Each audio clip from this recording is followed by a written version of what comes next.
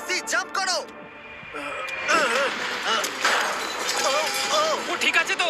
ওর হাতে আর 5 মিনিট সময় আছে। ক্রেনটা থামাও, ক্রেনটা থামাও, ক্রেনটা থামাও, ক্রেনটা থামাও। জানি না, মনে হয় ক্রেন অপারেটর কানে শুনতেই পায় না।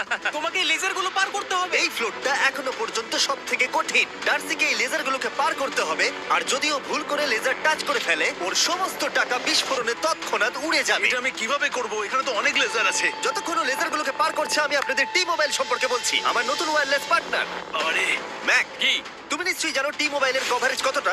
হ্যাঁ আমি জানি হ্যাঁ, সেটা। কিন্তু ব্যাপারটা হলো যে ঠিক আছে, মানে কভারেজ তো ভালো থাকতেই হবে, তাই না? আচ্ছা কিন্তু টি মোবাইলের এমন কি আছে যা অন্য কারণ নেই? জিমি দেখো অর্ধেকটা পেরিয়ে গেছে ও কিন্তু। তো আমাদের সাইডে চলে এসেছে, কিন্তু টি মোবাইলকে যে আকর্ষণীয় করে হ্যাঁ। তুলেছে সেটা হলো ম্যাজেন্টা স্ট্যাটাস। ঠিক আছে, ম্যাজেন্টা স্ট্যাটাসটা কি? এটাতে তোমাকে ভিআইপির মতো ট্রিট করা হবে। আচ্ছা। আর টি মোবাইল ব্যবহার করলে তুমি খুবই সস্তায় ভালো ভালো হোটেল রুম বুক করতে পারবে। আচ্ছা। তুমি ফ্লাইটে ফ্রি ওয়াইফাই পাবে, ভিআইপি Okay. লাউঞ্জ অ্যাক্সেস করতে পারবে। যাও